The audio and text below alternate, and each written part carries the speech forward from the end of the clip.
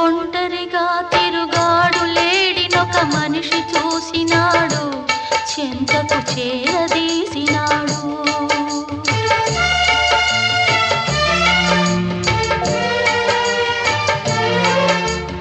అభమో శుభమో తెలియని లేడి అతనిని నమ్మింది, తన హృదయం పరిచింది.